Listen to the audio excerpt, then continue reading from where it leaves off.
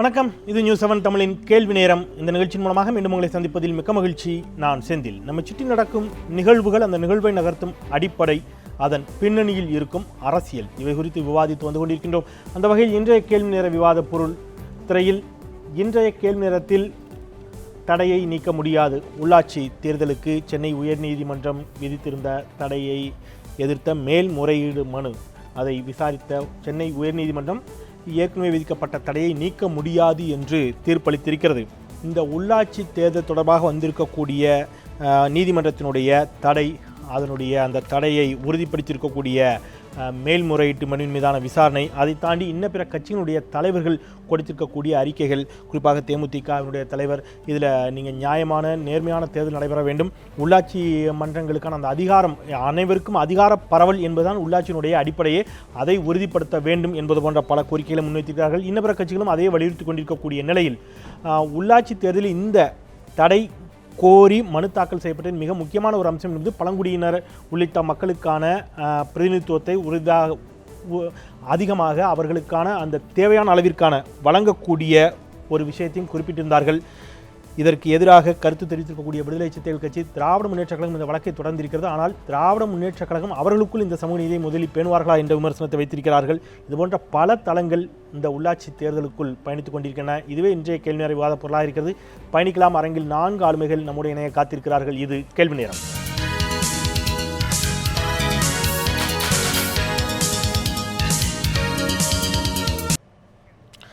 அரங்கில் நம்மோடு அஇஅதிமுகவின் சார்பில் முன்னாள் சட்டப்பேரவை உறுப்பினர் திரு சமரசம் அவர்கள் இணைகிறார். வணக்கம் சொல்லி வரவேற்கிறேன். அரசியல் திறனாய்வாளர் வழக்கறிஞர் திரு ரவீந்திரன் துரைசாமி அவர்கள் இணைகிறார். அவருக்கும் என்னுடைய வணக்கம் வரவேற்கிறேன். திரு ஜீவானந்தம் அவர்கள் அரசு சாரா அமைப்பின் சார்பில் நம்முடைய இணைகிறார். அவருக்கும் என்னுடைய வணக்கம் வரவேற்கிறேன்.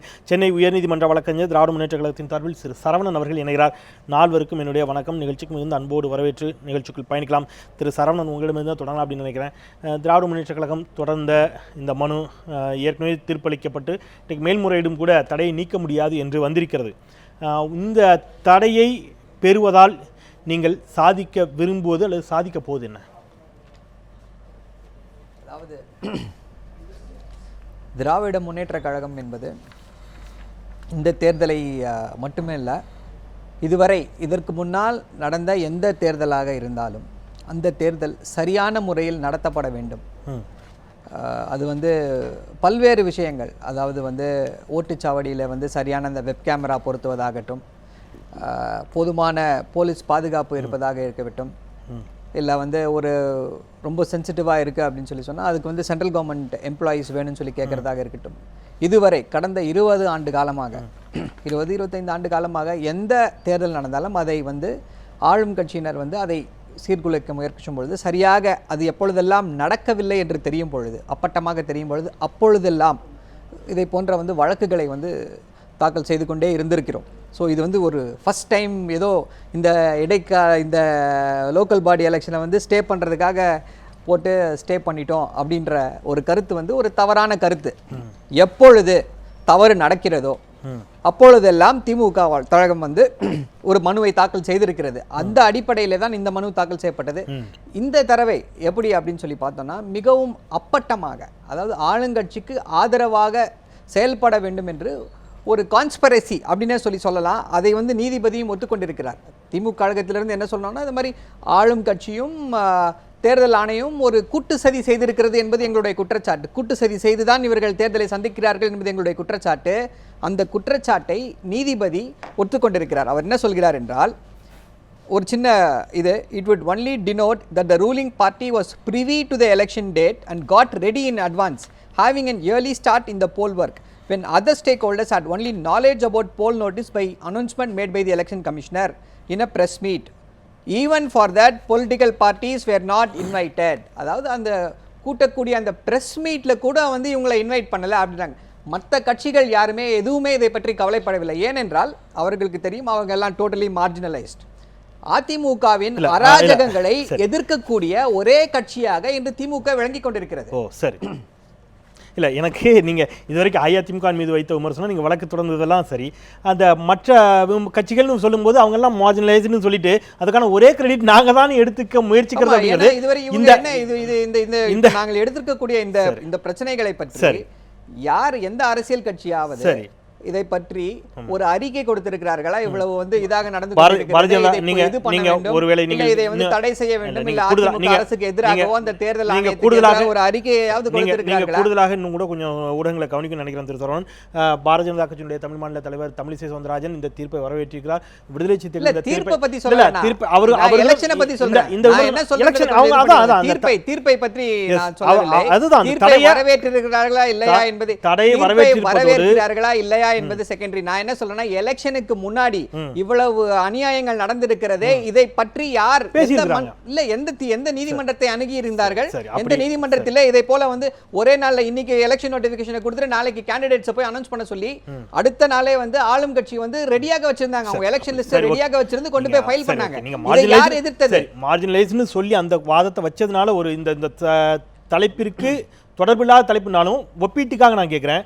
காவிரி பிரச்சனை மிகப்பெரிய அளவிலே வேரூண்டி இருக்கக்கூடிய நிலையில் வணிகர் சங்கமும் விவசாயிகள் சங்கமும் இணைந்து ஒரு தமிழகம் முழுவதும் ஒரு கடையெடுப்பை நடத்தினார்கள். தமிழகத்தின் மிக வலிமையான எதிர்க்கட்சியாக இருக்கக்கூடிய திராவிட முன்னேற்ற கழகம் இதுவரைக்கும் ஒரு போராட்டத்தை கூட மிக வலிமையான போராட்டத்தை எங்கேயும் நடத்தல. அந்த போராட்டத்துக்கு இனிமே எதுக்கு வந்து மத்திய அரசுக்கு மத்திய அரசுக்கு எதிராக நாளை வந்து தளபதி மு க ஸ்டாலின் அவர்கள் ஒரு பெரிய ஆர்ப்பாட்டத்தை ஏற்படுத்தி நான் கேட்கறது இதற்கு முன்பு அது உச்சத்தில் இருந்த பொழுது காவிரில தண்ணீர் இப்ப உச்சநீதிமன்றம் தலையிட்டு தண்ணீர் ஓரளவு திறக்க சொல்லி அவர்கள் மாட்டேன்னு சொல்லி திறக்கிறேன்னு சொல்லி இந்த பஞ்சாயத்து போயிட்டு இருக்குது. இந்த மாதிரி தமிழ்நாட்டினுடைய ஒவ்வொரு விஷயத்தையும் நம்ம கோட் பண்ணி காட்ட முடியும். ஸோ ஒவ்வொரு கட்சிக்கும் ஒவ்வொரு நிலைப்பாடு இருக்கலாம். எனிவே நான் திருப்பி I will come back to you.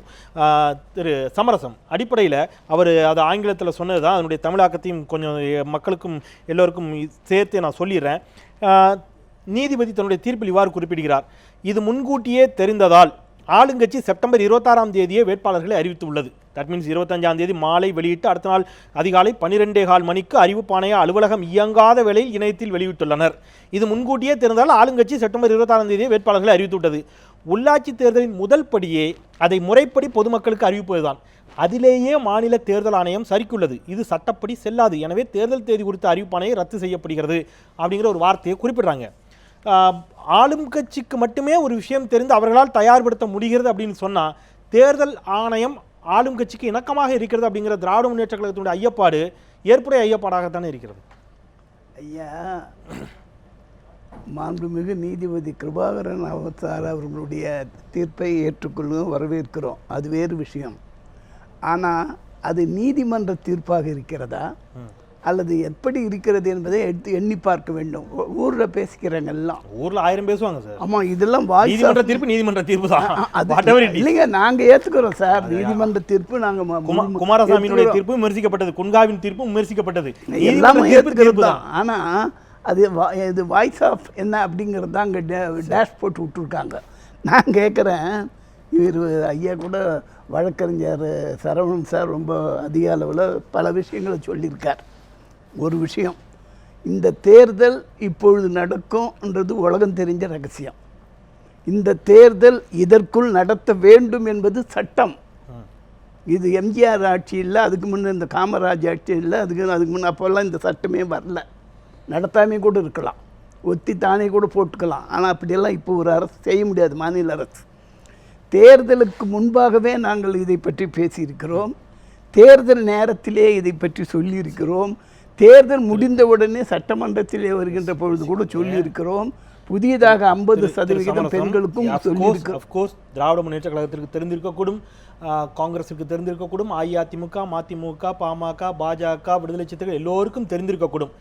இதை பற்றி எந்த கட்சியிலும் இல்லாத ஒரு டீ கடை வச்சிருக்கக்கூடிய ஒரு அண்ணாச்சி, ஒரு ஆட்டோ ஓட்டுற ஒரு தொழிலாளி உள்ளாட்சி தேர்தலில் போட்டிடணும்னு விரும்புவார்.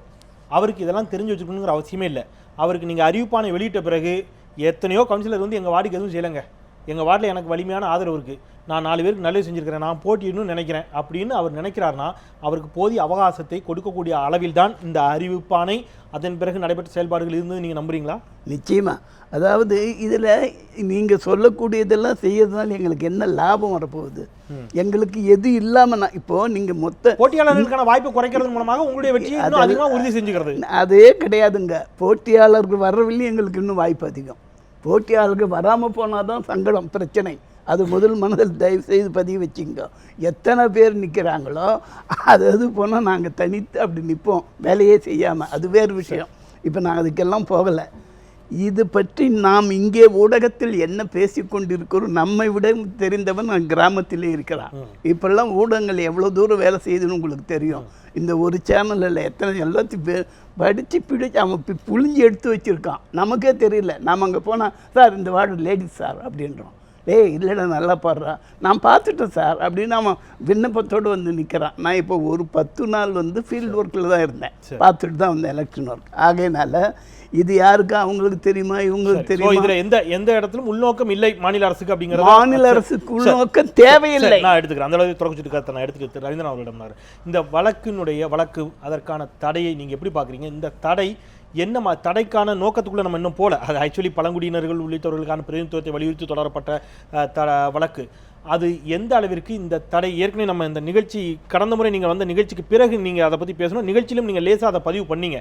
12 மாநகராட்சி ஆகியிருக்கக்கூடிய நிலையில் இடஒதுக்கீட்டு அடிப்படையில் ஒன்றிற்கு அதிகமான மாநகராட்சி தாழ்த்தப்பட்டவருக்கு ஒதுக்கப்பட வேண்டி இருக்கலாமோ என்ற ஒரு ஐயம் எழுகிறது. அது குறித்து நம்ம விரிவாக ஆய்வு செய்யணும் அப்படின்னு சொல்லியிருந்தீங்க. அதோடு இணைத்து உங்களுடைய பார்வையும் கருத்து. அதாவது மத்திய தேர்தல் ஆணையம் வந்து மாநில தேர்தல் ஆணையத்தோட ஒரு பவர்ஃபுல் பாடி. அவங்க வந்து சென்ட்ரல் கவர்மெண்ட்டோட இது பண்ணி ஒரு ரிசர்வ் தொகுதி எல்லாம் பண்ணும்போது ஒரு நாம்ஸு கைட்லைன்ஸ் எல்லாம் வச்சு வெளிப்படையாக எந்தெந்த அடிப்படையில் அந்த ஒரு தனி தொகுதி நிர்ணயிக்கப்படுகிறத வச்சு அரசியல் கட்சிகளையும் கலந்து ஆலோசித்து தெளிவாக செய்கிறாங்க. இப்போ கூட நம்ம வந்து ஸ்டேட் டீலிமிட்டேஷனில் பிறகு வந்து நம்ம பாமக, திமுக, அண்ணா திமுக எல்லா கட்சியோட பிரதிநிதிகளும் சேர்ந்து தான் பண்ணாங்க. அதில் வந்து தென்காசி தொகுதியை ரிசர்வ் தொகுதியாக ஆக்கணுமா வேண்டாமான்னு சொல்லும்போது வந்து ஒரு விவாதம் என்ன விவாதம் எழுந்ததுன்னா, வட மாவட்டங்களில் தான் அட்டவணை பிரிவு மக்கள் எஸ்சி மக்கள் வந்து ஜாஸ்தி இருக்காங்க, 35% இருக்காங்க. தென்காசியில் 20% தான் இருக்கிறாங்க. அதனால் தென்காசி குறைவுங்கிற இதில் தென்காசி ரிசர்வ் ஆக்கக்கூடாதுங்கிற ஒரு கருத்து இருந்தது. ஏற்கனவே நாம்ஸ் அப்படி தான் இருந்தாலும் கூட ஒரு எக்ஸப்ஷனல் கேஸை சொன்னாங்க.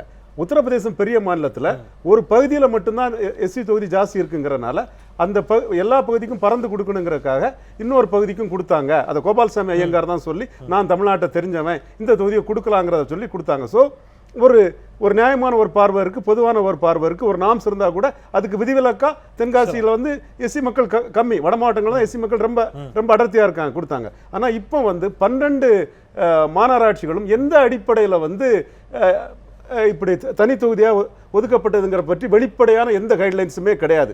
எனக்கு தெரிந்த நாலேஜ் படி எஸ்சி மக்கள் ஜாஸ்தி இருக்கக்கூடிய பகுதின்னு பார்த்தா சென்னை, திருநெல்வேலி, தஞ்சாவூர் போன்ற பகுதிகளில் தான் எஸ்சி மக்கள் வந்து ஜாஸ்தி இருக்கிறாங்க. தூத்துக்குடி போன்ற பகுதி எஸ்சி மக்கள் வந்து ரொம்ப குறைவாக தான் இருக்காங்க. இந்த 12 லீஸ்ட் அதாக தான் இருக்கும். நெல்லை வந்து ஏற்கனவே இருந்திருக்கு, ஆனால் ரொட்டேஷனில் அதை மாற்றணும். அப்படி இருக்கும்போது வந்து எஸ்சியாக கொடுக்க வேண்டிய ஒரு தொகுதினா சென்னை போன்ற ஒரு தொகுதியோ எஸ்சி மக்கள் அதிகம் உள்ள தொகுதியோ தான் கொடுக்க முடியும். கடைசி நேரத்தில் வந்து எந்த அடிப்படையில் கொடுக்குறாங்கன்னு ஒரு வெளிப்படைத்தன்மை இல்லாமலே அந்த ஒரு அது வந்து எஸ்சிக்கு எந்த தொகுதிங்கிற பதிவு செய்யப்படுது. இதே மாதிரி வெளிப்படைத்தன்மையற்ற செயல் தான் கம்ப்ளீட்டாக இருந்தது. நீங்கள் வந்து இது காரணம் வந்து மத்திய ஆணையத்துக்கு அளவு மாநில ஆணையத்துக்கு இல்லை. They have to do it in consultation with state government. மட்டுமில்ல ஆணையர்களும் எப்படி வராங்கன்னா, அரசும் ஆணையரும் சேர்ந்து செய்யக்கூடிய விதத்தில் ஆணையர்களும் டாஸ்மாகில் இருந்தவங்களும் மந்திரிக்க ரிலேட்டிவ் தான் வர்றாங்க. ஸோ மாநில ஆணையம் வந்து இதுவரை இல்லாத வரையில் இந்த வகையில் மிக அதிகமாக வளைக்கப்பட்டிருக்குங்க தான் உண்மை. அது வந்து வெளிப்படைத்தன்மை இல்லாத இருக்குது ஒன்று. ரெண்டாவது, நீதிமன்ற இது என்ன சொல்லியிருக்காருன்னா, பொதுவாக தேர்தல் ஒன்று அனௌன்ஸ் பண்ணிட்டாங்கன்னா அதை வந்து ஸ்டாப் பண்ண முடியாது. ஏன்னா ஸ்டாப் பண்ணால் ஒவ்வொரு சட்டமன்ற தொகுதிக்கும் பார்லிமெண்ட் தொகுதியும் கேஸ் போட்டால் எலெக்ஷனே நடத்த முடியாதுங்கிறதான் பொதுவான வரைமுறை. என்றாலும் அது வந்து இந்த கிருபாகரனோட ஜட்ஜ்மெண்ட்டில் என்ன சொல்கிறாருன்னா, அபின்ஷியோ வாய்டுங்கிற அளவுக்கு அந்த ஷெட்யூல் இட்செல்ஃப் முறைமீறப்பட்டிருக்கிறனால தான் பண்ணியிருக்காரு. இன்னொன்று வந்து அந்த 18ஆம் தேதி இது பண்ணி 22ஆம் தேதி பண்ணி மற்றவங்களுக்கு லெவல் பிளே கொடுக்கலங்கிற 2 இதையும் பண்ணியிருக்காப்புல. இன்றைக்கி அந்த ஜட்ஜ்மெண்ட்டுக்குள்ளே போகலைன்னா கூட இன்டெரக்டாக இந்த அப்பீல்லையும் வந்து ரமேஷ் வந்து அதை ஏற்றுக்கிட்ட மாதிரி தான் தெரியுது. தெரிஞ்சுவானது அடிப்படையில் இந்த பழங்குடியினர் உள்ளிட்டவர்களுக்கான பிரதிநிதித்துவம் வழங்கப்பட வேண்டும் என்ற அந்த வாதம், அந்த கருத்து ரவீந்திரன் துரைசாமி சொல்கிறாரு. நீங்கள் அதை இன்னும் சரியாக ஆய்வுக்குட்படுத்தப்பட்டு செய்யாமல் அப்படி தான் கொடுத்துருக்குறாங்க, ஒரு மாதிரி வேகா கொடுக்கப்பட்டிருக்கிறது அப்படிங்கிற அவருடைய பார்வை. இது குறித்த உங்களுடைய பதில் என்ன? இது மட்டும் இல்லை, 73, 74வது அரசியல் சாசன திருத்தம் வந்த பொழுது வந்து இடஒதுக்கீடு கட்டாயமாக்கப்பட்டது, நிதி ஆணையம் அமைக்கப்பட வேண்டும் கட்டாயமாக்கப்பட்டது, 5 ஆண்டுகளுக்கு ஒரு முறை தேர்தல் கட்டாயமாக்கப்பட்டது. இதெல்லாம் கட்டாயமாக சொன்னார்கள். ஆனால் state governments May devolve powers to the panchayats. கொடுக்கலாம், மாநில அரசாங்கங்கள் உள்ளாட்சிகளுக்கு அதிகாரங்களை கொடுக்கலாம் என்று தான் சொல்லியது. அதை பற்றி எந்த அரசியல் கட்சியுமே எந்த வழக்குமே தொடுக்கப்படவில்லை. ஏன்னா இதில் என்னென்னா இன்னைக்கு கூட 29 துறைகளுக்கான அதிகாரங்கள், அது கல்வியாக இருக்கலாம், விவசாயமாக இருக்கலாம், சுகாதாரமாக இருக்கலாம், நலவாழ்வாக இருக்கலாம், குடிநீர் வளங்களாக இருக்கலாம், சாலைகளாக இருக்கலாம், எது வேணால் இருக்கலாம், எந்த துறை வேணால் இருக்கலாம். இந்த துறைகளுக்கான அதிகாரத்தை உள்ளாட்சிகளுக்கு மாவட்ட அமைப்பிற்கோ இல்லை ஒன்றிய அமைப்பிற்கோ அல்லது ஊராட்சி அமைப்பிற்கோ இதுவரை கொடுக்கப்படவில்லை தமிழகத்தை பொறுத்தவரையில். ஆனால் கேரளா, கர்நாடகம், மேற்கு வங்காளம் இது போன்ற கிட்டத்தட்ட ஒரு 10 மாநிலங்களே கிட்டத்தட்ட ஒரு 15க்கும் மேற்பட்ட துறைகள் அவர்களுக்கு கொடுக்கப்பட்டிருக்கிறது.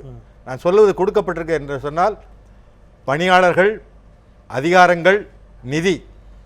இப்போ உள்ளாட்சிகளுக்கு நிதி கொடுக்கப்படும் பொழுது 10% நிதி தான் இதுவரை தரப்பட்டு வந்திருக்கிறது. 8% ஆரம்பித்தார்கள். இன்றைக்கு உள்ளாட்சிகளுக்கு 10% நிதி தான் கொடுக்கப்பட்டிருக்கிறது. ஊராட்சி அரசாங்கம் தான் முதல் அரசாங்கம். ஏன்னா அங்கே தான் திட்டமிடல் நடக்க வேண்டும். அது கிராம மேம்பாடாக இருந்தாலும் சரி, பொது விநியோகமாக இருந்தாலும் சரி, கல்வியாக இருந்தாலும் சரி, ஊரக வளர்ச்சி வேலைவாய்ப்பு திட்டமாக இருந்தாலும் சரி, எல்லாமே அங்கே திட்டமிடல் நடக்க வேண்டும். அது மாவட்ட அளவில் ஒருங்கிணைக்கப்பட்டு மாநில அளவில் ஒருங்கிணைப்பட்டு அதற்கான நிதி ஒதுக்கப்பட வேண்டும். ஆனால் இதுவரை தமிழகத்தை பொறுத்தவரை இந்த 29 துறைகளுக்கான அதிகாரம் கொடுக்கப்படவே இல்லை. எல்லாம் இன்னும் கூட டிபார்ட்மெண்ட்ஸ் இருக்குது. மாவட்ட ஆட்சியர் இருக்கிறார். மாவட்ட ஆட்சியருக்கு இன்னும் அதிகாரம் அதிகமாக இருக்கிறது. ஒரு மாவட்ட ஆட்சியர் தான் கிராம சபைகளுக்கான அஜெண்டாவை கொடுக்கிறார். என்ன பொருளடக்கம் பேச வேண்டும் என்று உள்ளாட்சியிலே பேசுவதற்கு மாவட்ட ஆட்சியர் பொருளடக்கத்தை கொடுக்கிறார். யார் மாவட்ட ஆட்சியர்? அவர் மாவட்ட ஊராட்சியின் கீழே செயல்பட வேண்டிய ஒரு அதிகாரியாக இருக்க வேண்டும். ஆனால் இன்றைக்கு தமிழக அரசை பொறுத்தவரை மாவட்ட ஆட்சியர் பிரிவு 205 பயன்படுத்தி 100க்கும் மேற்பட்ட உள்ளாட்சி தலைவர்களை பதவி நீக்கம் செய்திருக்கிறார். அவர்கள் செக்கிலே கூட கையெழுத்து போட முடியாது என்று கூறியிருக்கிறார்கள். ஆகவே முதன்மையாக நாம் எடுக்கப்பட வேண்டிய விவாதம் தேர்தல் நடைமுறை ஒரு முறை இருக்கட்டும், இடஒதுக்கீடு முறை அது சரிபார்த்து கொண்டே செல்ல வேண்டும். ஆனால் உள்ளாட்சிகளுக்கான அதிகாரம் என்பது தமிழகத்திலே கொடுக்கப்படவில்லை. அதற்காக எந்த கட்சிகளுமே பேசுவதில்லை. உங்களுடைய கருத்தா இருக்கு. நான் தொடக்க கருத்து இன்னும் எம்எல்ஏ நிதி இருக்கிறது, எம்பி நிதி இருக்குது, அதெல்லாம் தனித்தனியாக வந்து செயல்பட்டு போறாங்க. உள்ளாட்சிகளுக்கு தகவல் கூட கொடுப்பதில்லை. சரி, ஓகே. தாங்கள் ஆளுங்கட்சியாக வருகின்ற காலகட்டத்தில் தங்களுக்கு சாதகமான ஒரு முறையாக அது இருக்க வேண்டும் என்ற கண்ணோட்டத்தில் அவ்வாறு செயல்படுவதாகத்தான் உங்களுடைய உள் விமர்சனம் இருக்கிறது. தட் மீன்ஸ் எந்த கட்சியுமே அதை நோக்கி நகரல அப்படிங்கிறத அப்படியே எடுத்துக்கிறேன். நான் ஒரு சிறிய ஒரு பிரேக் அப்புறம் நிச்சயமா உங்களோட தொடரலாம். ஒரு சிறிய இடைவேளைக்கு பிறகு தொடரலாம். நம்ம அந்த இடத்துலேருந்து உள்ளாட்சிகளுக்கான உண்மையான அதிகாரம் வழங்கப்பட்டிருக்கிறதா, அதற்கு அனைத்து அரசியல் கட்சிகளும் தயாராக இருக்கிறார்களா, அவர்களுக்கான பிரதிநிதித்துவம், சமூக நீதி சார்ந்த பிரதிநிதித்துவம் என்பது ஒரு புறம் இருக்கட்டும், உள்ளாட்சிகளுக்கான அதிகாரம் எந்த அளவிற்கு என்ற ஜீவானந்தத்தின் கேள்வியோடு இடைவேளைக்கு செல்கிறேன். இணைந்திருங்கள். இடைவேளைக்கு பிறகு பயணிக்கலாம்.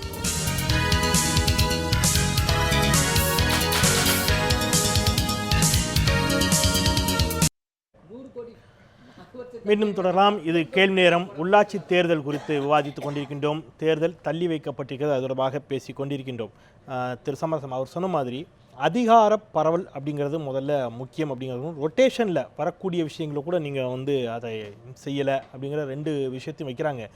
தேர்தல் நேர்மையாக நடத்தப்பட வேண்டும் அப்படிங்கிற கோரிக்கைகளை தேமுதிக இன்ன பிற எல்லா கட்சிகளுமே அதை தொடர்ந்து வலியுறுத்தி கொண்டிருக்கிறார்கள். உங்களுடைய பார்வை? ஐயா, எம்பிக்கு ஓட்டு போட்டால் டெல்லிக்கு போவாங்க, எம்எல்ஏவுக்கு ஓட்டு போட்டால் சென்னைக்கு போவாங்க. ஆனால் லோக்கல் அட்மினிஸ்ட்ரேஷன் அந்த பஞ்சாயத்து ஓட்டு போட்டால் சேர்மனாக இருந்தாலும் பிரசிடெண்ட்டாக இருந்தாலும் கவுன்சிலராக இருந்தாலும் மெம்பராக ஆனாலும் அங்கே இருப்பாங்க. மக்களோடு மக்களாக செய்யக்கூடியது. இப்போ அதிகாரம் யாருக்கு அதிகம் சொன்னா உள்ளாட்சித்துறையில் இருக்கும். அதிகாரம் இல்லை. நான் அதனுடைய பொருள் மின் கட்டணமாக ஒரு யூனிட்டுக்கு 3 ரூபாய் 60 காசு உள்ளாட்சியிடம் வசூல் செய்கிறார்கள். ஏன்? இல்லைங்க, நான் அதுக்கெல்லாம் சொல்றேங்க. நான் அந்த பொறுப்புல இருக்கிற வருமானமே இல்லையே. 3 ரூபாய் 60 காசு ஒரு யூனிட் ஏன் வசூல் பண்றாங்க? ஐயா, நான் சொல்றேன். இப்ப நீங்க எந்த பஞ்சாயத்து தலைவர் இல்ல எந்த இதுல வச்சு சொல்றீங்க? இல்லைங்க, தயவு செய்து ஒரு விஷயத்தை வாங்கிக்கலையே. அல்ல, நான் சொல்றேங்க, எதுக்கு நிதி? அதுக்கு எதுக்கு நிதி? இல்ல, தண்ணி கொடுக்கணும், மின்சாரம் கொடுக்கணும், ஆஸ்பத்திரி கொடுக்கணும், சாலைகள் போடணும், மத்திய அரசே நேரடியாக ஒதுக்கக்கூடிய தொகை பஞ்சாயத்துக்கு போகுது, மாநில அரசு ஒதுக்கக்கூடிய தொகை பஞ்சாயத்துக்கு போகுது. அதை நடைமுறைப்படுத்துறது யாருன்னா அந்த சேர்மன் தான். அவங்களே வெறும் கிராம பஞ்சாயத்துல பச்சை இங்கில் கையெழுத்து போடுறாங்க, செக் கொடுக்குறாங்க. 2 விஷயம். இதற்கு முன்பு இதே அரங்கில் விவாதம் நடந்தது. ஓய்வு பெற்ற ஐஏஎஸ் அதிகாரி அவர்கள் கிருஷ்ணாத் காந்தி வந்திருந்தார், தராஷாம் உள்ளிட்டவர் வந்திருந்தார்கள். மிக கடுமையாக இந்த 2 விஷயத்தில் அவங்க முரண்பட்டாங்க. ஒன்று, அவர்கள் சொல்லக்கூடிய விஷயம் என்பது இவர் சொன்னது தான். திரு கிருஷ்ணாத் காந்தி அவர்கள் சொன்னார், நீங்கள் கலெக்டருக்கு தான் இன்னும் அதிகாரங்களை குவிச்சு வச்சிருக்கிறீங்க, கீழே கொடுக்கவே இல்லை அப்படின்னு சொல்லும் போதும் கிராமங்களிலிருந்து வரக்கூடிய மிக அபரிமிதமான வரி வருவாயை அவர்கள் தங்கள் கிராம வளர்ச்சிக்கு பயன்படுத்த முடியாத நிலை இருக்கிறது அப்படிங்கிற வாதத்தையும் தொடர்ச்சியாக வச்சுட்டு வேறு ஒரு பேட்டியில் கூட கிறிஸ்துதாஸ் காந்தி ஐஏஎஸ் அவர் பேசுனதை பார்த்தேன். கலெக்டரா இருந்து அடிவருடின்றார். அவர் அடிவருடா இருந்து வந்தாரா? இல்ல, நம்ம அவரை குறித்த விமர்சனத்துக்கு போறோம். அவர் சொன்ன கருத்து மீதான விமர்சனத்துக்கு வரல. இல்ல, அவர் அல்ல விவாத பொருள். இல்ல, நான் சொல்றது இல்ல, ஒரு நிமிஷம். அதுதான் நான் சொல்றது. இல்ல, அண்ணன் பண்ணினால் சரி, அதுதான் நான் அவர் இல்லாத போது அவர் பண்ணக்கூடிய ஒண்ணு. இன்னொன்னு, நான் அவரை ஏன் கோட் பண்ணேன்னா, அவர் ஒரு ஐஏஎஸ் அதிகாரியா இருந்தவரே. இல்ல ஐயா, நான் அவர் சொன்ன கருத்தின் மீதான விமர்சனத்துக்கு தான் உள்ள அழைச்சிட்டு போனவர். அவரின் மீதான விமர்சனத்துக்கு ஐயா, எனக்கு அவருக்கு ஒண்ணு எதிரில் அவர் சொல்றதுனால நான் கேக்குறது மாவட்ட ஆட்சித்தலைவர்களுக்கு. அவர் அரசியல்வாதி அல்ல, அது உங்களுக்கு சொல்றேன். அவர் அரசியல்வாதி நிர்வாகத்தில் இருந்துட்டு ரிட்டையர்ட் சபை தீர்மானத்தை ரத்து செய்யக்கூடிய அதிகாரம் மாவட்ட ஆட்சியருக்கு இருக்கிறது. ஏன்? தேர்ந்தெடுக்கப்பட்ட சபை பெரியதா இல்ல ஒரு மாவட்ட மக்களால் தேர்ந்தெடுக்கப்பட்ட அமைப்பு பெரியதா? சட்டமன்றத்தை இதை கூட நீதிமன்றம் தடுத்து நிறுத்தலாம் இருக்குது. எம்எல்ஏ டிஸ்மிஸ் பண்ண முடியுமா கோர்ட்? அட, நீங்க எதுவும் செக்ரட்டரி டிஸ்மிஸ் பண்ண முடியாது. இது பண்ண முடியாது. இந்த பவர் பாலிடிக்ஸ்ன்றது ஆதாம் காலத்துல இருந்து இருக்குது. இல்லையா? திரு சமரசம் ஒரு நிமிஷம். அவர் ஒரு கேள்வி கேட்கிறார். ஒரு தேர்ந்தெடுக்கப்பட்ட சட்டப்பேரவை உறுப்பினர்களை தகுதி நீக்கம் செய்யக்கூடிய அல்லது பதவி நீக்கம் செய்யக்கூடிய, சட்டப்பேரவையில இருந்து இடைநீக்கம் செய்யக்கூடிய இந்த மாதிரியான சில அதிகாரம் சபாநாயகருக்கு கூட சில அதிகார வரம்புகள் இருக்கின்றன. அவரை இடைநீக்கமோ பதவி நீக்கமோ செய்வதற்கு நீதிமன்றத்துக்கு கூட முடியாது அப்படின்னு அவர் சொல்றாரு இல்லையா? ஆனா ஒரு மாவட்ட ஆட்சித்தலைவருக்கு மக்களால் தேர்ந்தெடுக்கப்பட்ட ஒரு பிரதிநிதியை தகுதி நீக்கம் செய்வதற்கு அல்லது அவங்க மாவட்ட அங்க இருக்கக்கூடிய கிராம பஞ்சாயத்தில் போடப்பட்ட தீர்மானத்தை ரத்து செய்யக்கூடிய அதிகாரம் மாவட்ட ஆட்சித்தலைவருக்கு இருக்குதுன்னா இன்னும் அதிகாரத்தை நீங்கள் முழுமையாக கிராமங்களுக்கு கொடுக்கவில்லைங்கிறார். இல்லைங்க, அதாவது அப்போ ஒவ்வொரு அனுபவத்தில் சொல்லணும். ஒவ்வொரு பவரை ஏன் ஒவ்வொரு இடத்துல கொடுத்து வச்சிருக்காங்கன்றது இருக்குது. பல விஷயம் இப்போ நீங்கள் பல இது இப்போ 50% பெண்களுக்கு கூட நம்ம கொடுத்துருக்குறோம். யாருக்கு எந்த அளவுக்கு பிரச்சனை இருக்குது, அது சக்தி இருக்குது, அது எப்படி கொண்டு போகிறாங்க, அது வழி நடத்திட்டு போகிறவங்களுக்கு அவங்களுக்கு ஒரு கைட்லைன்ஸ் வேணுமா வேண்டாமா, இதெல்லாம் விவாத பொருள். சார், எல்லாருமே அவர் நாட்டு அவர் அதிமுக நோக்கி மட்டும் கொஸ்டின் வைக்கல. அந்த கொஸ்டின் திமுக வச்சிருக்காரு. நான் திமுக கேட்டேன் திரு சரவணன். அடிப்படையில் நீங்கள் அதை நோக்கி நகர்றீங்க. பிரதிநிதித்துவம், சமூக நீதி, இதை நோக்கி நகர்கின்ற பொழுது 2 கேள்விகள் உங்கள் முன் வைக்கப்படுகின்றன. ஒன்று, விடுதலை சிறுத்தைகளின் சார்பிலாக அது ஒரு விமர்சனமாக வைக்கப்பட்டது. அதனுடைய துணை பொதுச்செயலாளர் வைத்திருந்தார். சமூக நீதி இந்த உள்ளாட்சி தேர்தல் விவகாரங்களில் திமுகவிற்குள் பின்பற்றப்படுகிறதா அப்படிங்கிற ஒரு கேள்வி வைத்திருந்தார். அவர் கூடுதலாக ஒரு கேள்வி வைக்கிறாரு, இந்த அதிகார பரவலை பற்றி திமுகவும் கூட வாய் பேசாமல் மௌனியாகத்தானே இருக்குதுங்கிறார். அதாவது சொன்ன மாதிரி எதாமே வந்து ட்ரையல் அண்ட் எரர். நம்மளுடைய செட்டப்பே டெமோக்ராட்டிக் செட்டப்பே எப்படின்னா செக்ஸ் அண்ட் பேலன்சஸ் இருக்கும். சில சமயங்களில் அதாவது வந்து ப்ராக்டிக்கலாக அதை வந்து நம்ம செயல்படுத்தும் பொழுது அது சரியாக வருகிறதா சரியாக வரவில்லையா என்பது வந்து போக போக தான் நமக்கு evolving. It's and continuously evolving process. அதாவது பொருந்தாது. இல்லை, எல்லாத்துக்கும் தான் சொல்கிறேன் நான். ட்ரையல் அண்ட் எரர் தானே விட்டுலாமே. இல்லங்க, நான் என்ன சொல்றேன், நீங்க என்ன கேக்குறீங்க புரியலையே. நான் என்ன சொல்ல வரேன்னா, அதிகார பரவலை பத்தி பேசிட்டு இருக்கீங்க, நான் அதிகார பரவலை பத்தி பேசிட்டு இருக்கேன். அதுதான் என்ன சொல்றேன் அப்படின்னா, இட்ஸ் அன் இவால்விங் ப்ராசஸ். அதிகார பரவல்ன்றது ஒரு evolving process, trial and error method. கொஞ்சம் கொஞ்சமா இது மாதிரி இருக்கு. இந்த மாதிரி இந்த சம்பவங்கள் நடக்கும் பொழுது இது வந்து ஒரு நடைமுறை சிக்கலாக இருக்கிறது. இப்போ ஒரு எக்ஸாம்பிள் சொல்றாங்க. அதாவது வந்து கிராம பஞ்சாயத்துகளில் போடுற அந்த தீர்மானத்தை வந்து ரத்து செய்யும் உரிமை வந்து கலெக்டருக்கு இருக்கு அப்படின்னு சொல்றாங்க. இது எந்த விதமான நடைமுறை சிக்கலை உருவாக்குகிறது அப்படின்றத பார்த்து அதை வந்து எப்படி கரெக்டிவ் மெஷர், அதுக்கு என்ன பண்ணணுமோ அது over a period of time அது இவால்வ் ஆகும்னு சொல்றேன். இதுல என்ன அதிமுக திமுக இது அனைவருக்குமே சமம் தானே? சொல்லுங்க ரவீந்திரன், சொல்லுங்க. இது first tier, second tier, third tier, 3 tier system. இதுல மேல இருக்கக்கூடிய முதல் டயர் வந்து 3வது டயருக்கு வந்து அதிகாரம் அதிகமா வர்றதுல வந்து அவங்களுக்கு விருப்பம் இருக்குது. 2வது டயர் அடிக்கிறது லெஜிஸ்லேச்சர், எம்எல்ஏக்கள் அடிக்கிறதா அவங்க பாக்குறாங்க. லெஜிஸ்லேச்சர் தங்களுக்குள்ள பதவி வச்சுக்கிட்டு அது எந்த அரசாட்டும் இருக்கலாம், அதுக்குள்ள போக விரும்பல. அவங்க வந்து 3வது டயருக்கு அந்த பவரை கொடுக்க விரும்பல. பட் இப்பவே வந்து ஓரளவு 3வது டயருக்கு பவரை கொடுத்ததே முதல் டயரான ராஜீவ் காந்தி. அதுதான் அவங்க அதுதான் திருப்பி சொல்றாங்க. அவர் சொன்ன ஒரு விஷயத்தை ஒத்துக்கிறாங்க. மத்திய அரசு கிராம பஞ்சாயத்துகளுக்கு கொடுக்கக்கூடிய அதிகாரத்தை முழுமையாக கொடுக்க விரும்பவில்லை மாநில கட்சிகள் அப்படிங்கிறார் ஜீவானந்தம். மாநிலத்தில் ஆட்சி செய்யக்கூடியவர்கள் தங்களுடைய சட்டப்பேரவை உறுப்பினர்களுக்கு வானளாவிய அதிகாரம் இருக்க வேண்டும் என்று விரும்புகிறார்கள். மாவட்ட ஆட்சித்தலைவருக்கு கூட அந்த அதிகாரம் இருப்பதை விரும்புகிறார்கள். ஊராட்சி உள்ளாட்சி பிரதிநிதிகளுக்கு காரணம் இன்னும் நான் வெளிப்படையாக உடைச்சா உள்ளாட்சி ஊராட்சி பிரதிநிதிகள் பெரிய அளவில் கட்சி சார்ந்து தேர்ந்தெடுக்கப்படுவது கம்பேரிட்டிவ்லி நீங்கள் சட்டப்பேரவை உறுப்பினர்கள் நாடாளுமன்ற உறுப்பினர்கள் விட அது குறைவு. அப்போ அவங்க உங்களுக்கு கட்டுப்பட்டு இருக்கணுங்கிற எந்த கட்டாயமும் கிடையாது. அவன் சுயேட்சையாக கூட நின்று ஜெயிச்சுட்டு போயிடுவான். அப்போ அது உங்களுக்கு ஏதோ ஒரு இடத்துல உங்களுக்கு கம்ஃபர்டபுளாக இருக்காது, அது ஒரு கம்ஃபர்ட் ஜோனை கொடுக்காதுங்கிற நோக்கம் தான் அதற்கு காரணங்கிறது. இல்லை, அது சரியான கருத்து கிடையாது. ஏனென்றால் எப்படின்னு பார்த்தீங்கன்னா, இந்த உள்ளாட்சி தேர்தலில் அவ்வளோ தீவிரமாக கட்சியில் இருக்க அனைவருமே ஈடுபட்டு கொண்டு இருக்கிறார்கள். மொத்தமாக பார்த்தோன்னா 1,36,000 கேண்டிடேட்ஸ் இருக்காங்கன்னா அனைத்து தொகுதிகளில் அனைத்து இதுலேயுமே கட்சி சார்பாக போட்டி போடுறாங்க. அதனால் அவங்க கட்சி சார்பாக இருக்க மாட்டார்கள், கட்சியை சார்ந்து இருக்க மாட்டார்கள் அப்படின்னு சொல்கிறது நம்ம அதை ஒரு ஏற்றுக்கொள்ள முடியாது. அது ஒரு ஹைப்போதெட்டிக் சிச்சுவேஷன். கண்டிப்பாக ஒரு 90% இதில் கட்சி சார்ந்து தான் இருப்பாங்க. ஒரு 10% வேணால் அவங்க இண்டிபெண்டன்ஸாக இருப்பாங்க, எந்த கட்சியும் சாராதவர்களாக இருப்பாங்க. ஸோ அதனால் அவர்களுடைய அதிகாரம் கையை விட்டு போது அதனால் கொடுக்க மாட்டோன்றது கண்டிப்பாக கிடையாது. அந்த செக்ஸ் அண்ட் பேலன்சஸ் என்ற கான்செப்டில் தான் ஐ திங்க் வேட்பாளர்கள் அறிவிக்கப்படுவதில் உள்ளுக்குள் நான் அந்த கட்சிக்கும் கேட்குறேன், நாட் ஒன்லி திமுக. நீங்கள் இன்றைக்கி 2 பிரதிநிதிகள் வந்திருக்காரு, நான் கேட்குறேன் எல்லாவற்றுக்கும் திமுகவை நோக்கியே நீங்கள் கேள்வி கேட்பார்கள் மற்றவர்கள் அப்படின்னு வழக்கமான உங்களுடைய பதிலை சொல்லாமல் திமுகவிற்குள் சமூக நீதி எந்த அளவிற்கு இந்த விஷயத்தில் பின்பற்றப்படுகிறது? இப்போ இந்த கேஸ் நாங்கள் போட்டிருக்கோம் அப்படின்னு சொன்னோம் அப்படின்னா எதற்காக அப்படின்னா கான்ஸ்டியூஷனல் மேண்டேட், அதாவது அரசியலமைப்பு சட்டம் இந்த கேட்டகரி ஆஃப் ரைட்ஸை இவங்களுக்கு கொடுத்துருக்கு. இப்போ இந்த ரிசர்வேஷன் எதுக்காக பண்ணுறாங்க, இந்த ஒரு எஸ்டி கேண்டிடேட்ஸுக்கு எஸ்சி கேண்டிடேட் எதுக்காக ரிசர்வேஷன் பண்ணுறாங்க அப்படின்னா அவர்களால் மற்றவர்களோடு அந்த ஒரு லெவல் பிளேயிங் ஃபீல்டில் கம்பீட் பண்ண முடியாது அப்படின்ற ஒரு இதற்காக கொடுத்துருக்காங்க. இப்போ என்ன பண்ணியிருக்காங்கன்னா அந்த இதையே நீ கொடுக்கல அப்படின்னு சொல்லும் பொழுது அந்த கேள்வி, அதாவது எங்களுடைய குற்றச்சாட்டு என்ன அப்படின்னா நீங்கள் அவர்களுக்கு வேண்டிய அந்த ரிசர்வேஷனை நீங்கள் கொடுக்கலன்னும் போது நீங்கள் அதை பண்ணுறீங்களா அப்படின்றது எப்படின்னா என்னுடைய உரிமையை நான் கேட்பேன், என்னுடைய உரிமையை கொடுக்க அதை பற்றி நீ கேட்காதே, நீ என்ன செய்தாய். அவங்களோட கான்செப்ட் சமூக நீதி. அந்த கான்செப்ட் என்ன அப்படின்னா எனக்கு இல்ல ரொம்ப சிரமப்படுறீங்க, நான் ரொம்ப எளிமையா ஒரு நிமிஷம் அதாவது என்ன அப்படின்னா என்னுடைய நீ கொடுக்கலையான்றது செகண்டரி. என்னுடைய உரிமை, என்னுடைய கான்ஸ்டிடியூஷனல் ரைட் எனக்கு ரிசர்வேஷன் இருக்கணும்ன்றது அது இல்லன்னும் பொழுது நான் கேள்வி கேட்பேன். அதை இல்ல நீ கொடுத்தியான்னு கேட்கறது சரியாக வர அதையும் கம்பேர் பண்ணி சரியாக வராது.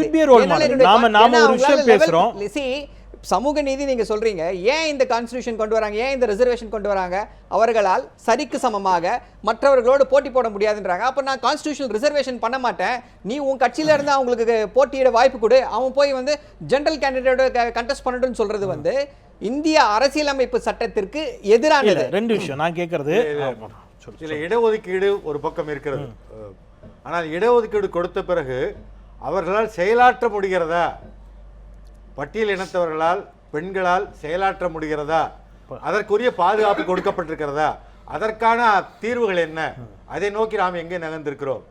எத்தனை தலித் தலைவர்கள் கொலை செய்யப்பட்டிருக்கிறார்கள், எத்தனை பெண்கள் கொலை செய்யப்பட்டிருக்கிறார்கள், எத்தனை பெண்கள் சுயமாக செயல்படுவதற்கு அங்கே வழிவகுக்கப்பட்டிருக்கிறது. மாவட்ட ஆட்சியரோ அல்லது பிடிஓவோ ஏடி பஞ்சாயத்தோ கூட்டங்கள் நடக்கும் பொழுது பெண்களுக்கு பதிலாக ஆண்களே உட்கார்ந்து கூட்டங்களில் கையெழுத்து போட்டிருக்கிறார்கள். அதை அந்த அரசாங்கம் அலோவ் பண்ணிருக்கு. அதையெல்லாம் மேபி கூட்டங்களை நடத்தி இருக்கலாம் அல்லது முடிவு எடுத்துக்கலாம், ஆனால் கையெழுத்து போட்டு அதை அலோவ் பண்றது அப்படிங்கிறது சாத்தியமா, அது நடந்திருக்குதுங்கிறத நீங்க அது ஏன்னா அது பில் பாஸ் ஆகுமா, நிதி ஒதுக்கப்படுமா, எனக்கு கூட்டத்துக்குமே அது எப்படி சாத்தியமாகும்னு தெரியல. அந்த எந்த அதிகாரத்திலும் இல்லாத ஒருத்தர் கையெழுத்து போடுறது அப்படிங்கிறது எந்த அளவுக்குங்கிறது தலித் தலைவர்கள் பற்றி சொன்னாங்க. ஓகே, அது எவால்விங் ப்ராசஸ். அவர் சொன்ன மாதிரி தான் சென்னையை சுத்தி உள்ள எல்லா பஞ்சாயத்துகள்லயும் இன்னைக்கு வெரி பவர்ஃபுல்லா இருக்குது தலித் தலைவர்கள் தான். நீங்க தலித் அந்த இதுல அவரோட கருத்துல மாறுபட்டு இருக்கிறது. சென்னை புறநகரை சுத்தி உள்ள எல்லா பஞ்சாயத்துல நம்ம கண்கூடா தெரியும், எல்லாத்துக்கும் தெரியும். தமிழகத்துல இன்னைக்கு வெரி பவர்ஃபுல்லா இருக்கக்கூடிய பஞ்சாயத்து தலைவர்கள் சென்னை சுத்தி உள்ள தலித் பஞ்சாயத்து தலைவர்கள் தான். இல்ல நான் அதுதான் என்னுடைய கேள்வி. அந்த இடத்துல நீங்க அவர் சொன்ன மாதிரி ரிசர்வேஷன்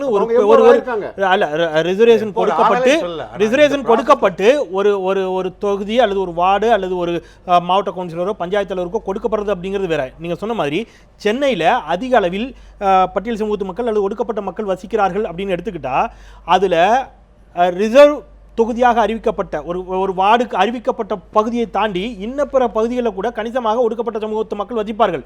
அந்த தொகுதிகளில் கூட நீங்க அதை கணக்கிட்டு கொண்டு கட்சிகள் அவர்களை வேட்பாளர்களாக களமிறக்குவதில் என்ன சிக்கல் அப்படிங்கிற கேள்விதான் ஒவ்வொரு கட்சியும் ஒவ்வொரு வெற்றிக்கு ஒவ்வொரு ஃபார்முலா வச்சு பண்ணுவாங்க. இல்ல இந்த சமூக நீதியை அந்த இடத்துல அப்படி பொருத்தி பார்க்க கூடாதா முடியாதான்னு கேக்குறேன். சமூக மைனாரிட்டி இருக்க இடத்துல எப்படி வின்னபிலிட்டி தான் ஃபர்ஸ்ட், சமூக நீதி வந்து செகண்டரி.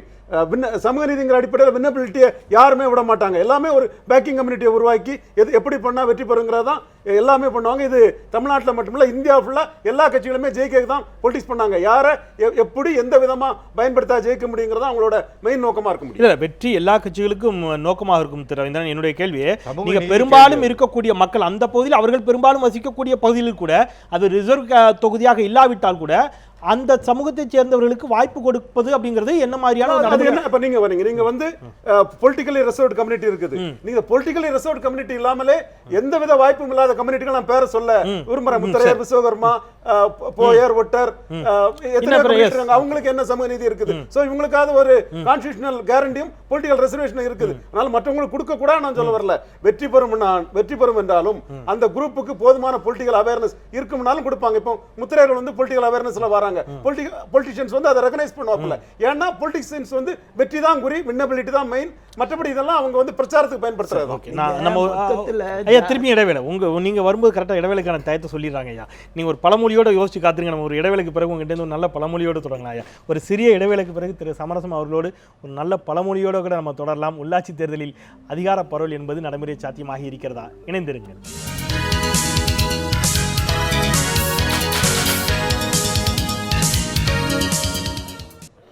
மீண்டும் வரவேற்கிறேன். இது கேள்வி நேரம். உள்ளாட்சி தேர்தல் தொடர்பாக விவாதித்துக் கொண்டிருக்கிறோம் திரு சமரசம் அவர்களோடு. மனதில் கேள்வியை சொல்லிடுறேன். கேள்வி சொல்லுங்க.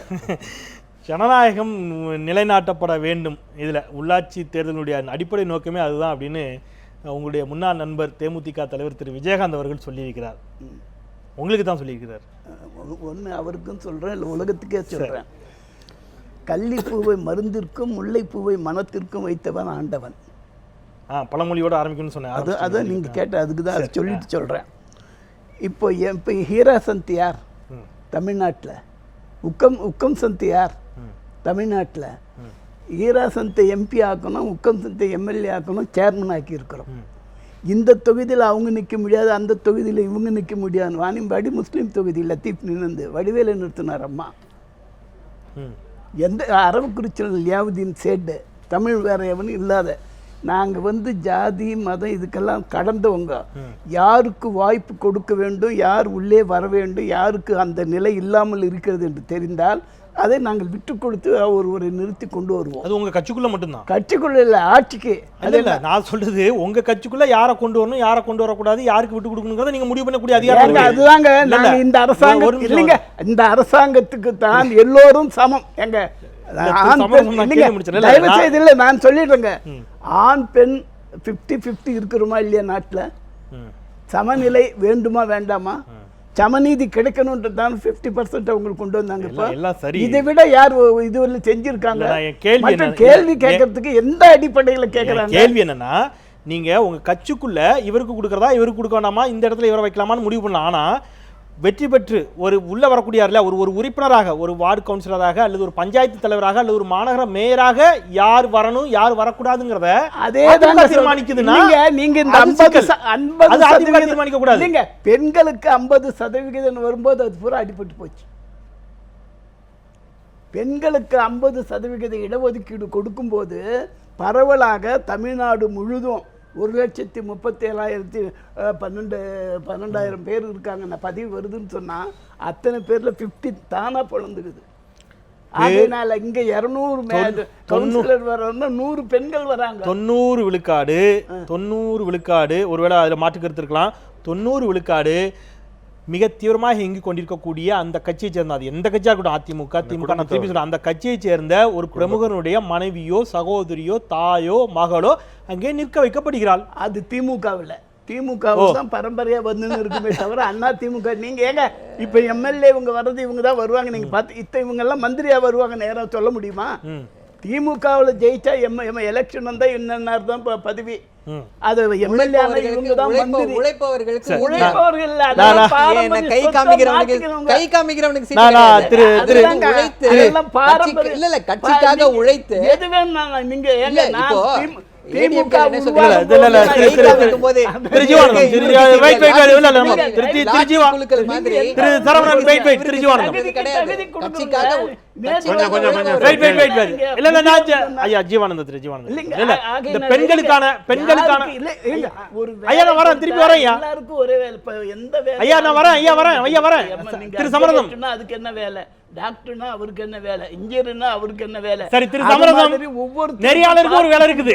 இது அண்ணா திமுக. திரு சமரசம், அதே மாதிரி நெறியாளருக்கும் ஒரு வேலை இருக்குது, சரியா நெறிப்படுத்துறது ஜீவானந்தம். அந்த பெண்களுக்கான 50% அப்படிங்கிறது எந்த அளவிற்கு உமன் எம்பவர்மெண்ட், ஒரு பெண்களுக்கான முன்னேற்றத்தை கொடுக்கக்கூடிய, அவர்களை அரசியல் மயப்படுத்தக்கூடிய இடத்திற்கு அவர்களை கொண்டு போய் சேர்ப்பதற்கு அது உதவியாக இருக்கும்.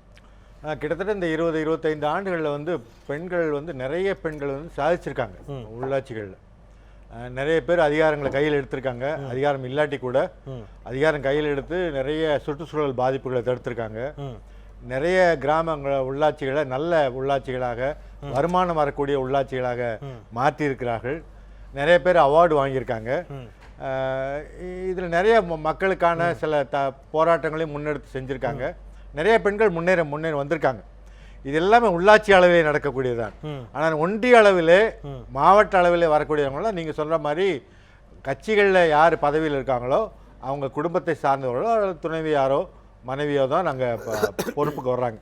உள்ளாட்சிகளை தலைவர் பதவிக்கும் வார்டு மெம்பர் உறுப்பினருக்கும் சாதாரண மக்கள் நிறைய பேர் வர ஆரம்பிச்சிருக்காங்க. நிறைய மக்கள் எம்பவர் ஆகியிருக்காங்க. நிறைய காரியங்கள் சாதிச்சிருக்காங்க.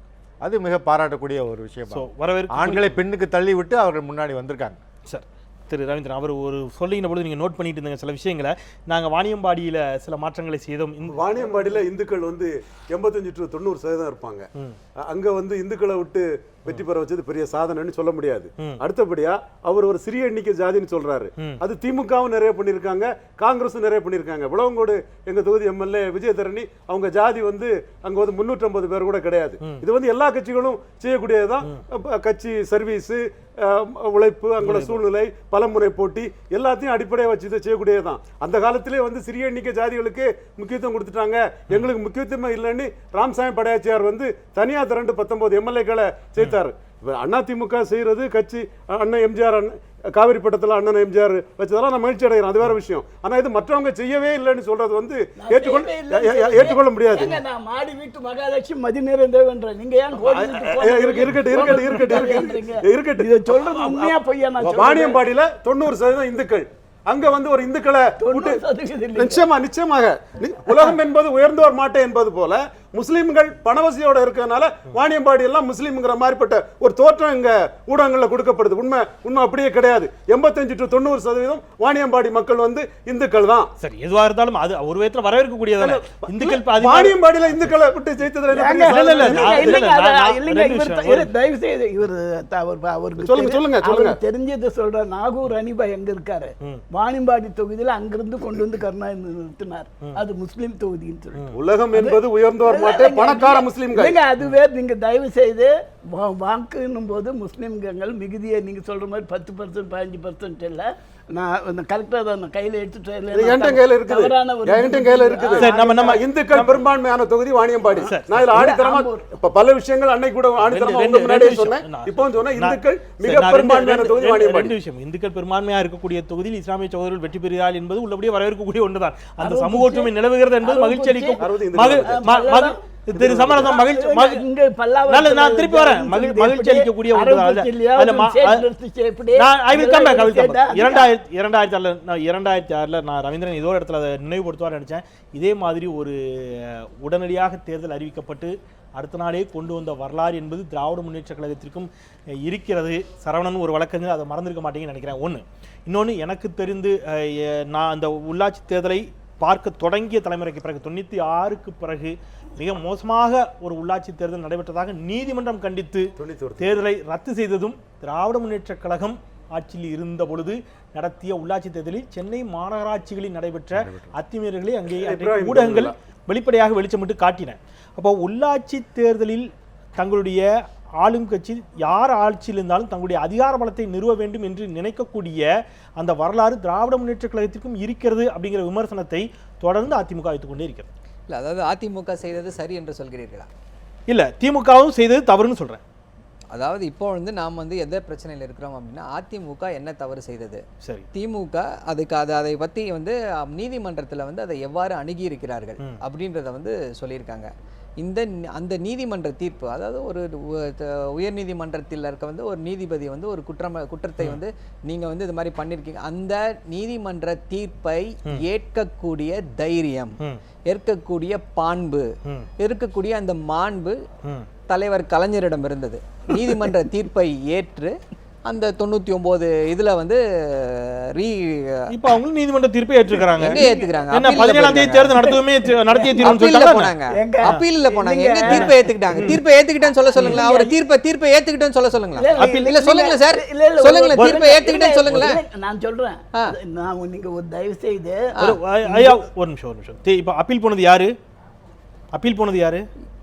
கேளுங்க, அவரே நீங்க சொல்லுங்க. யார் போனா? வழக்கறிஞர் நீங்க சொல்லுங்க. தேர்தல் ஆணையம் தானே? தமிழக அரசு போல இல்ல. தமிழக அரசு வந்து தேர்தல் ஆணையம் இந்த தீர்ப்பு சரின்னு சொல்லி சொல்லிருக்காங்க. ரெண்டு இஷ்யூ இருக்குது. இல்ல, இஷ்யூ கிடையாது. தேர்தல் ஆணையத்திற்கும் தேர்தல் ஆணையத்திற்கும் தமிழக அரசிற்கும் அது உங்களுடைய குற்றச்சாட்டு இல்ல, அதுதான் சொல்றேன். விமர்சனம் இருக்கலாம். நான் என்னுடைய கேள்வி என்பது அப்பீல் போனது மாநில தேர்தல் ஆணையம், ரைட்? தமிழக அரசு அல்லது அஇஅதிமுக மேல்முறையீடு போல அவங்க அந்த வழக்குல வந்து இந்த குற்றச்சாட்டுகள் எல்லாம் சரிதான். இந்த குற்றச்சாட்டுகளை இது பண்றேன்னு சொல்லி சொன்னாங்க. தேர்தல் ஆணையம் 17-19 தேர்தல்களில் தேர்தல் நடத்த முடிவு செய்த நிலையில் நீதிமன்றம் தலையிட்டு அதை தடை செய்திருக்கிறது. அஇஅதிமுக எந்த இடத்திலும் அதுக்கு எதிராக அப்பீலோ அல்லது அதை எதிர்த்து கருத்தோ, அஇஅதிமுக அதுல பார்ட்டியே கிடையாது. அஇஅதிமுக அப்பீல் போக முடியாது. அந்த கேஸ்ல கிடையாது. அப்படினா நீங்க அவங்கள நோக்கி கை காட்டுறீங்க. தமிழக அரசை யார் ஆண்டு கொண்டிருக்கிறது? அதிமுக தான் ஆண்டுட்டு இருக்கு தமிழக அரசை. நீங்க நீதிமன்ற தீர்ப்பை நாங்கள் அன்றைக்கு தலைவணங்கி ஏற்றுக்கொண்டு நீங்க அது வேற வழி இல்ல. வேற வழி கிடையாது. இல்ல, இது வந்து நீதிமன்றம் அந்த ஒரு தவறு இல்லை. அதாவது நீதிமன்றத்தில் இருக்கக்கூடிய அந்த ஒரு சொல்லியிருக்காங்க, இந்த ஒரு உயர்ந்த இதுல இருக்கவங்க வந்து சொல்லியிருக்காங்கன்னா அதை ஏற்றுக்கொள்ளக்கூடிய மாண்பு இருந்துச்சுன்னு சொல்லி சொல்றேன். அதுக்கு வேற ரெண்டு உதாரணம் சொல்லுமா? சரியா? அந்த விவாதத்துக்குள்ளே போக வேண்டாம் நம்ம. இப்ப சொல்லுங்க, இப்ப வந்து அதிமுக செய்தது தவறு இல்ல சரின்னு சொல்லி சொல்லுங்க. இது சரி அப்படின்னு சொல்லி சொல்லுங்க. இல்ல, நான் திருப்பி சொல்றேன், திமுக செய்ததும் தவறு என்று. அதாவது அதிமுகவின் தவறுகளை சுட்டிக்காட்ட தைரியம் இல்லாமல் அதிமுக எப்பொழுதெல்லாம் தவறு செய்கிறதோ அப்பொழுதெல்லாம் என்ன செய்யறாங்கன்னா, இது வந்து 1885 ஆண்டு வந்து திமுக வந்து இப்படி சொல்லியிருக்காங்க. தேர்தல்களை நடந்து கடந்த 6 வருட காலமாக அதிமுக வந்து ஆட்சி செய்திருக்காங்க. தப்பு செஞ்சதுன்னு திமுக சொல்லிதானே மக்கள் வந்து ஓட்டு போடாம ஏடிஎம்கே ஜெயிக்க வச்சிருக்காங்க. அவர்கள் செய்யற தப்பை எடுத்து காமிங்களேன். அதுக்கு ஏன் திமுகவோட ஒப்பிட்டு அதிமுகவின் தவறுகளை வந்து குறைத்து காமிக்கிறீர்கள்? அதை விமர்சிக்கிறது திமுக விமர்சிக்கிறதுனால அதுதான் சொல்றேன். திருப்பி அதுதான் சொல்றேன். இதுதான் பிரச்சனை. ஊடகங்களில் இதுதான் பிரச்சனை. அதிமுகவின் தவறுகளை சுட்டிக்காட்ட தைரியம் இல்லாமல் வருங்கால முதலமைச்சரும் சொல்லிக் கொள்ளக்கூடிய ஸ்டாலின் அவர் சொல்றார், நாங்க கோர்ட்டுக்கு போனோம், அது எலெக்ஷன் நிறுத்துறதுக்காக இல்ல. ஆமா, எதுக்காக கேஸ் போட்டுருக்கோம் பாருங்களேன் சார். கேஸ் எதுக்காக சார் போட்டுருக்கோம்? எஸ்டி ஏங்க தீர்ப்பு கொடுத்தது வந்து நீதி அரசர். தீர்ப்பை இந்த தேர்தலை வந்து ஒத்தி வைத்திருக்கிறது வந்து நீதி அரசர். நாங்க எதுக்காக தேர்தல் எதுக்காக நாங்க கேஸ் எதுக்காக போட்டோம்? நாங்க எதுக்காக கேஸ் போட்டோம் தெரியுமா? பழங்குடியின மக்களுக்கு வந்து சரியான வகையில வந்து இது இல்லன்றதுக்காக நாங்க கேஸ் போட்டோம். அப்படி சொல்லி இருந்தா பழங்குடியினருக்கு இடஒதுக்கீடு நான் தேர்தலிலே நிற்க தயாராக இல்லை அப்படின்னு சொல்லி இருந்தீங்கன்னா நாமினேஷன் நீங்களே ஜெயிச்சு போயிடலாம். தேர்தல்ல நீங்களே எல்லாத்தையும் நடந்திருந்தால் நடந்த போஸ்டிங்ல சண்டையில நாங்க தான் ஜெயிச்சோம்.